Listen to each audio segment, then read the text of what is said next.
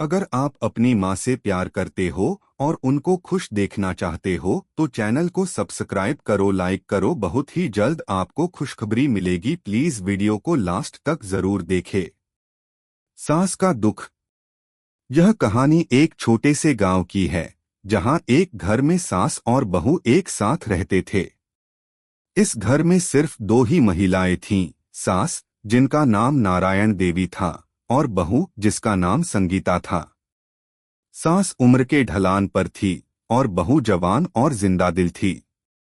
दोनों के रिश्ते में कई उतार चढ़ाव थे, परंतु एक दिन ऐसा मोड़ आया जब सास ने अपने दिल के सारे दुख बहू से साझा करने का निर्णय लिया। सास का अकेलापन। नारायण देवी का जीवन बहुत संघर्षों से भरा हुआ था। वे एक छोटे से गांव में पैदा हुई थीं और उनका पालन पोषण बहुत ही कठिनाइयों में हुआ था। उनका बचपन गरीबी में बीता और विवाह के बाद भी कोई सुख सुविधा नहीं मिली। उनका पति बचपन में ही बीमार हो गया था और बहुत समय से घर में बिस्तर पर पड़ा था। उस समय की आर्थिक स्थिति इतनी खराब थी कि वे खुद भी घर की देखभाल करतीं और पति की सेवा करतीं। सास के दिल में एक गहरा दुख था जो कभी किसी से साझा नहीं किया था। लेकिन अब जब वे अकेली हो गई थीं और बहू भी घर में आ गई थी तो उन्होंने सोचा कि शायद यह वक्त है जब वह अपने पुराने दुखों को किसी से साझा करें। एक दिन जब घर में हलचल थोड़ी कम थी और संगीता अपने कमरे में कुछ पढ़ाई कर रही थी, नारायण देवी उसके पास आईं। वह धीरे धीरे कुर्सी पर बैठ गई और संगीता से बात करने लगी। संगीता, नारायण देवी ने गंभीरता से कहा, तुमसे कुछ बात करनी है। संगीता ने सिर उठाकर सास की तरफ देखा और मुस्कुराते हुए कहा, क्या हुआ सासू माँ? आप बहुत गंभीर क्यों लग रही हैं? अरे कुछ नहीं, सास ने हल्के से सिर झुकाते हुए कहा, बस कुछ यादें ताजा हो गईं। क्या यादें? संगीता ने उत्सुकता से पूछा।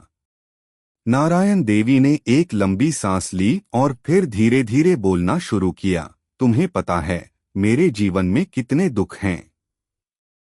जब मैं तुम्हारी उम्र की थी तब हम बहुत गरीबी में जीते थे। मेरे पास पहनने के लिए ठीक कपड़े नहीं थे, घर में खाने के लिए कुछ नहीं था। मेरे पति हमेशा बीमार रहते थे और मुझे घर के सारे काम करने होते थे। संगीता ने उसकी बातों को ध्यान से सुना, परंतु उसके मन में एक हल्की सी मुस्कान आ गई। वह जानती थी कि सास ने काफी संघर्ष किया था, लेकिन उसकी दुख भरी बातें उसे थोड़ी अजीब लग रही थीं। माँ, ये सब तो हम सबके जीवन का हिस्सा है, संगीता ने हंसते हुए कहा, लेकिन आप भी तो कभी मस्ती किया करती होंगी। मस्ती? सास ने चौंकते हुए पूछा, मुझे तो कभी मस्ती करने का मौका ही नहीं मिला, सिर्फ काम और दुरख थे। तुम लोगों को यह सब आसान लगता है, लेकिन हमें तो दिन रात संघर्ष करना पड़ा था।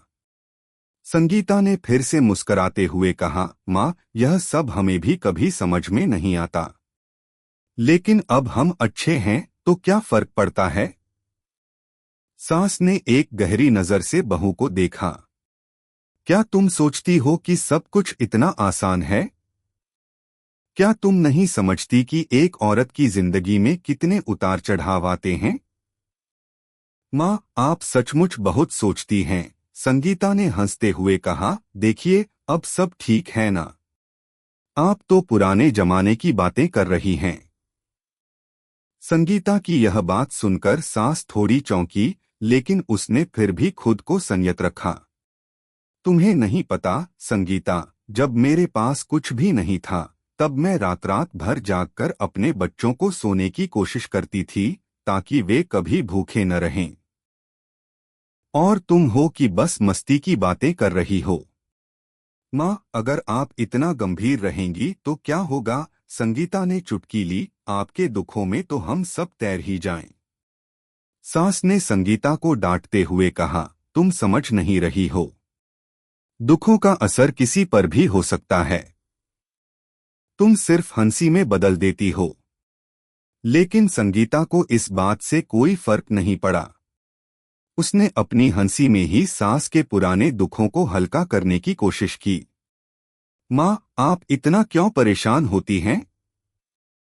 अब तो आपके पास सब कुछ है, क्या चिंता है? सास की आंखों में एक दर्द भरी झलक आई। संगीता, जब इंसान बहुत कुछ खो देता है तो उसे फिर कभी वह चीजें पूरी नहीं मिलती। हमें जो कुछ भी मिला था, हम उसे हमेशा अपने दिल में लेकर चलते हैं। सासू माँ, ये बातें बहुत पुरानी हो गईं। संगीता ने मुस्कुराते हुए कहा, आज के दिन को जीने की कोशिश कीजिए।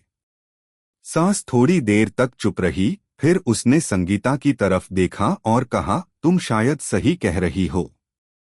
मुझे हर समय अपनी दुखों की यादें अपने साथ नहीं रखनी चाहिए। लेकिन कभी कभी दिल से निकलती बातें रोका नहीं करती। संगीता ने सास के गले को हल्के से पकड़ा और कहा, ठीक है माँ, अब हम दोनों मिलकर सब भूलकर सिर्फ खुशियां मनाएंगे। सास ने धीरे से सिर हिलाया और मुस्कुराई। शायद तुम सही हो संगीता। संगीता और सास दोनों की आंखों में अब एक नए रिश्ते का उजाला था। सास ने अपने पुराने दुखों को छोड़ने की शुरुआत की थी और बहू ने उसे हंसी और खुशी की तरफ मोड़ा था। अब उनका रिश्ता और भी मजबूत हो गया था। कभी कभी दुखों को शब्दों में नहीं, बल्कि एक मुस्कान में ही तब्दील किया जा सकता है। यही उस दिन की सबसे बड़ी सीख थी।